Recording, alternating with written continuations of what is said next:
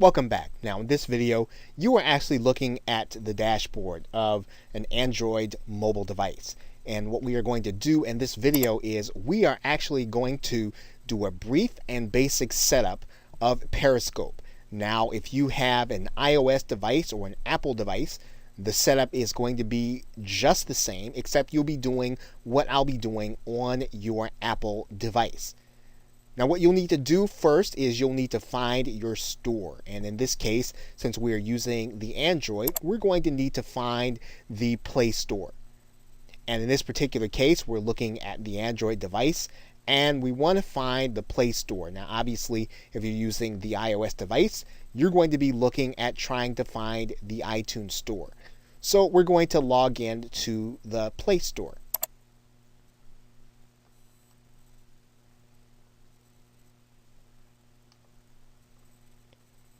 And then once we find the Play Store, what we're going to do is we're going to do a search, and we're going to search for the application Periscope. And all you'll need to do is type in Periscope.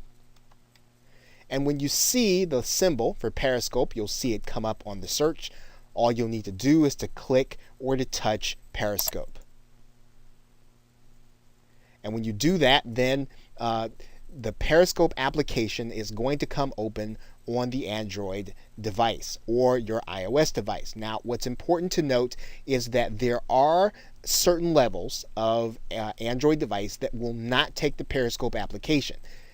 At this present moment, if your application is below 4.4 in the Android operating system, you cannot take the Periscope application, so you must have an application of 4.4 and above.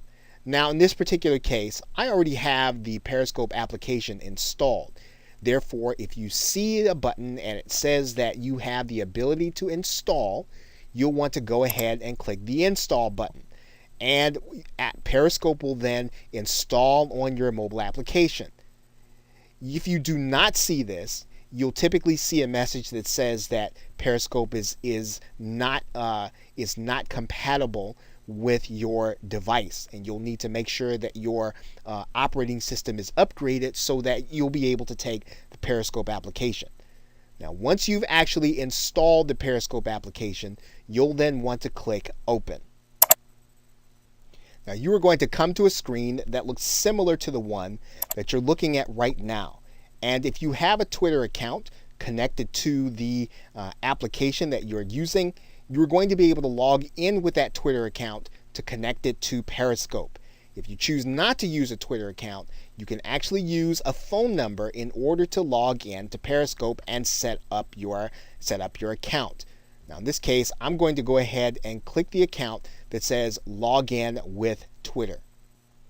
Now when you do this, you are going to need to allow Periscope in order to access your Twitter account and to use it.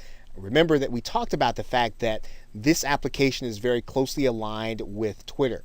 Now in this particular case, if you want to switch accounts after you've already established one, you can do that. So you can actually use your Periscope application on your mobile device with multiple accounts. You'll just need to make sure that you log out every particular time. If we tap to switch accounts, you'll see that your Google application, and typically your iOS will too, will give you the opportunity to add an account with which you can sign into your Periscope application with another Twitter account. Now in this particular case, we're going to go ahead and use the Twitter account that we're already connected to. That means then we're going to allow Twitter to use our account, so we're going to click allow. Then Periscope, just like Twitter, will take you through a series of situations where you can actually start by following with people who are already part of your Twitter following. So now there are a couple of different screens that once you get inside of Twitter account that we'll be talking about in future videos.